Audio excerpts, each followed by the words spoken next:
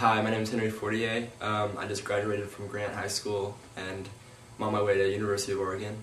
And I was a Global Citizen Corps leader my senior year of high school. I'm Christine Rodriguez. I graduated from Putnam last year. And I'm actually going to major in international studies, so this is really cool. Well, I'm Eugenia, and I just graduated from Wilson High School. I'm Spencer Wharton. I'm a graduate of Rex Putnam High School, and I'm going to Whitman College next year. Hi, my name is Jenna Dobrik, and I am a former Global Citizens Corps leader.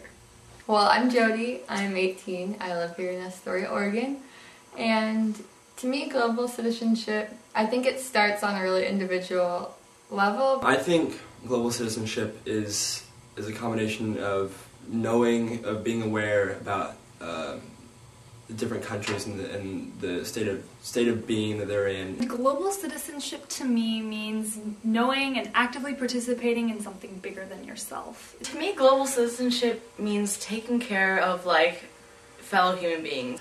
I think global citizenship involves being aware of all of the issues, or not all of them, but a number of the issues around the world, not only those just affecting your home city or your home state or your home country, but affecting countries outside of your own, affecting people whose lives aren't necessarily intertwined with your own directly, but people who you may never see or meet with.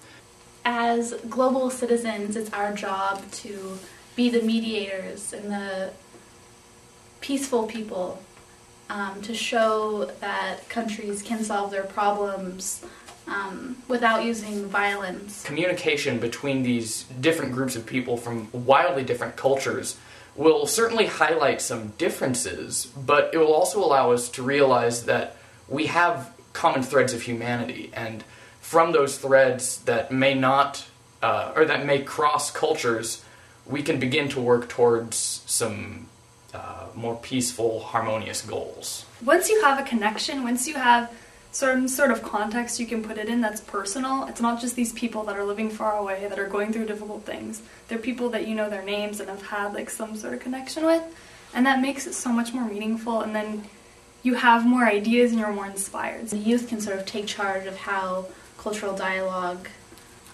is used. If you were to really communicate with someone, let's say someone like the Middle East, who's going, someone in Israel who lives inside the Israeli-Palestinian conflict, and if you talk to them and they tell you firsthand what's going on, they experience all the experiences that they're going through, and the fact that you're actually talking to someone who's going through it, a real person. It's the fact that you're talking to a real person. That will really hit home for a lot of people, and I think it will inspire a lot of people to do a lot more. When you see people trying to connect with each other, the computer's been a big part of that. It's also done the opposite, but I can see it as more of a networking tool and helping other people connect with each other. And once people have that open dialogue, then more can happen. It's quite important for the next generation to become more involved in the world, because the world is getting smaller. Our technology is allowing the world to be linked in new ways that people 50, 100 years ago never could have imagined. You should start as soon as possible, and the sooner you start, the more you can do. We are the future, and we obviously know that what our parents and grandparents' generations have done isn't working, and we now face all these problems. And so if we start communicating and getting to know each other now, then we already have built future relationships, and they're peaceful, and we know to talk things out, and we can use our words in order to solve problems because we started young. I've discovered during Global Citizen Corps is just how interconnected everything is, and even the components of all the different causes of global poverty, just everything is so connected. So by living your life sustainably with other people's lives in mind, it kind of pays forward and you reap the benefits as well.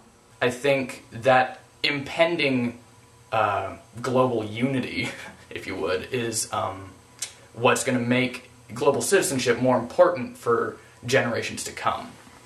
With each generation, it's another opportunity to start. With every person that's born, that's another opportunity there is to like help the world or like help other countries. And so I think not taking advantage of that is kind of, a waste.